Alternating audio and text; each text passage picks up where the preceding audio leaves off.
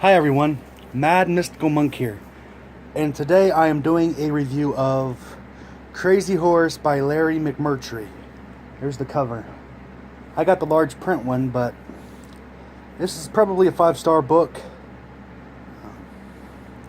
It's a story of an oppressed people in their fight to keep their liberty, even though they eventually lost it to a country who supposedly loves liberty. Yeah. Crazy Horse, even as far as Sue go, was an independent spirit.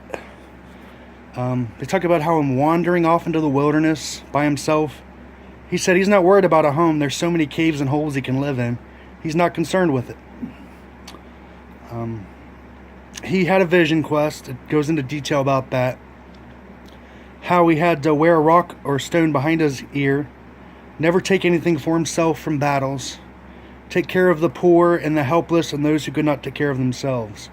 It also talks about I think the term is Lionisation, of how the West or the Eastern United States would take chieftains and braves and warriors of the different Native American tribes and like shock and awe them in the East, like with Washington D.C. or New York. It also goes into a little bit of depth about the 360 or 70 some treaties that the United States citizens busted and broke. It talks about how they would give the Native Americans certain amount of treaties, like you can have the Black Hills, and then a couple months later, oh, there's gold in the Black Hills. Well, let's sign a treaty, and they offered to pay them, but it was never enough. And then they'd pretty much just say, whatever, we'll just take their land. Over and over and over. My cousin Alice is part Sioux and her husband's Blackfoot. And the funny part is they adopted a Comanche boy, which means, yeah, it's an interesting household. They live somewhere around North Dakota. So Alice, if you see this, please leave a comment, because I'd really like to talk to you. It goes into a little bit of tribal warfare, how they scout. It also goes into a little bit of depth about George Armstrong Custer and the Battle of Little Bighorn, which my mother was absolutely fascinated about when she was alive. God bless her soul. She's pretty much the reason why I picked this book up. This book is fabulous, and it's just something. It is something else. I would encourage you to read it. The name of it is Crazy Horse by Larry McMurtry. I think is how you pronounce it.